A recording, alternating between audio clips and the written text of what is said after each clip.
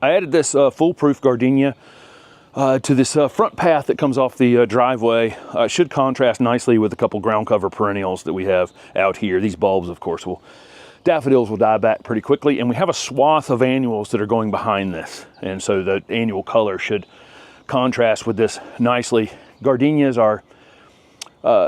can be fairly temperamental in our clay soil, so I do mound them up a bit, and I've got this one in a place that drains pretty well. It drops off right here beside it, away from it pretty quickly, so it should be fine here.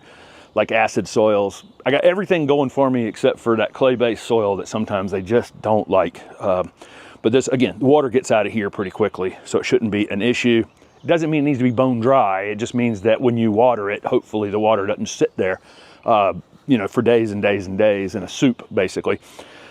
The interesting thing about Fool Proof, so frost-proof gardenia, I had that plant at my nursery years and years, a long time ago, and it was sent to me by accident originally, and I knew that there was a difference in about 20. I got these liners in a box. I was ordering some Radicans gardenia liners just to get started on growing some Radicans, and in the box were just a few plants that were more upright and tall.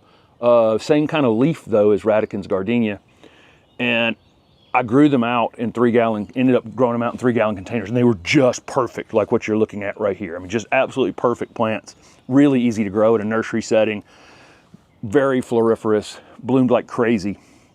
And I ended up growing literally hundreds of thousands of those things over several years. I was growing 5,000 for several different nurseries in gallon containers, rooting them and growing them.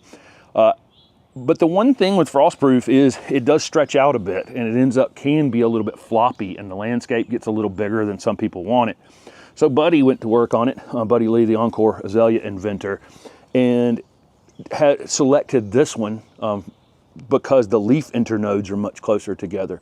If you look on frostproof gardenia, the leaves are about this far apart on the stems, and they really stretch out quite a bit when they grow, and that's what causes that kind of open, more floppy behavior that frostproof can exhibit.